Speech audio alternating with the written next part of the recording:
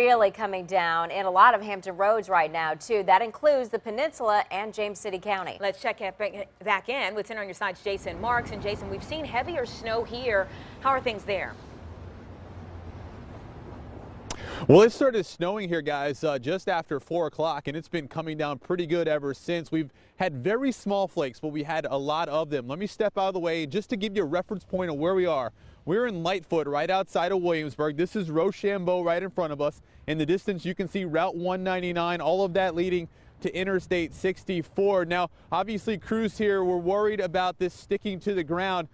We don't see it much on 199, but if you look closely here, Drew, pan over a little bit if you would to Rochambeau, and you can see it clearly sticking to Rochambeau. I stepped out, and I'm just going to make sure there's no traffic coming, but it's getting very slick right around here. So obviously a lot of streets here on the peninsula that are not the main streets are going to look like this. A lot of the main streets were obviously treated by VDOT. They treated them with that brine solution before. We did check in with Williamsburg Public Works a little while ago. They don't have that brine solution, so what they tell us they do is they actually wait for some of the snow to fall. And once it starts falling and they get some of that moisture on the roads, then they'll go and they'll use a sand salt mix. They said they have about 450 tons of that ready to go, and they have an additional 50 tons of just sand if they need it. But they're really hoping that once this starts hitting the ground, and if it does start sticking, they just don't want it to turn to ice. That obviously would be a nightmare, so that's something that crews here will be watching throughout the night. But it has started snowing. It's been snowing for 3 hours now almost here